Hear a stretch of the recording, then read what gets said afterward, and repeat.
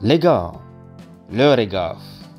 Marc Brice s'attaque une fois de plus au président de la FECAFOOT, Samuel Eto'o, dans une interview qu'il a accordée aux journalistes de CFoot à la sortie, ou bien du moins lors de la cérémonie du tirage au sort de la CAN 2025 qui va se jouer au Maroc.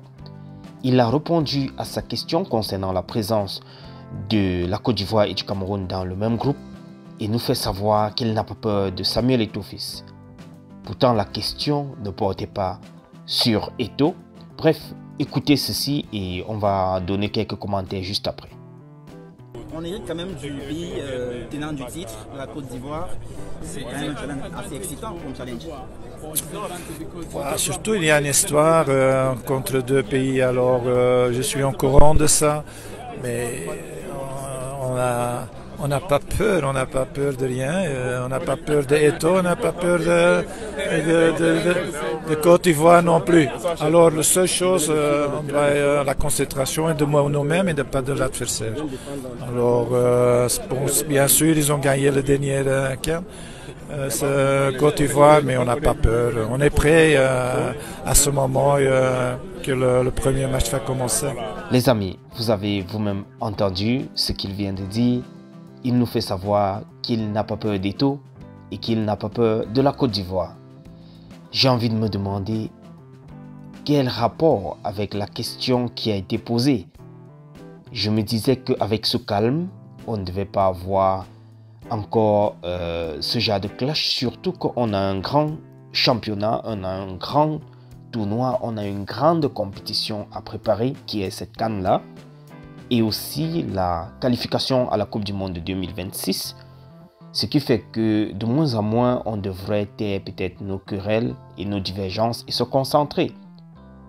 Je me demande vraiment pourquoi est-ce qu'il indexe le président de la FECAFOOT maintenant dans ce contexte international en plus, sachant que ça va créer sans doute des ripostes, même si ce n'est pas du président de la FECAFOOT mais de ses partisans, je suppose. On ne peut pas comprendre comment on lui pose une question sur son adversaire à la CAN, qui est la Côte d'Ivoire, et il répond par la peur vis-à-vis de Samuel Eto'o fils. Est-ce que Samuel Eto'o fils est un joueur ivoirien? C'est vrai qu'il a une femme ivoirienne, mais Samuel Eto'o fils est camerounais. Il n'avait rien à voir dans la question, puisque la question portait plutôt sur l'adversaire du Cameroun, qui est la Côte d'Ivoire, mais il a préféré d'abord faire un tacle de lycée rude vis-à-vis du président de la FECAFOOT avant de revenir encore nous faire aussi savoir qu'il n'avait pas peur de la Côte d'Ivoire. Les amis, peut-être c'est moi qui comprends mal, mais je me demande quel était le rapport. Est-ce qu'il avait besoin de faire d'abord ce crochet sur le président de la FECAFOOT avant de revenir sur la question qui a été posée? This is the question. Est-ce que ce genre de sortie va améliorer le climat qui existe déjà depuis de longs mois, depuis de très longs mois? Est-ce que ça va améliorer ce climat alors les amis? Je me demande si c'était nécessaire.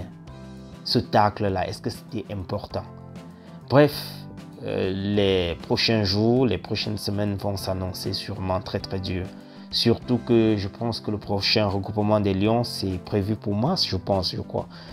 Et maintenant, nous sommes à la fin du mois de janvier, donc on a en fait presque à peine un mois pour préparer notre prochaine rencontre. Il doit y avoir sûrement du mouvement ces jours, les gars. J'aimerais bien savoir ce que vous pensez dans les commentaires. J'ai voulu partager rapidement ceci avec vous.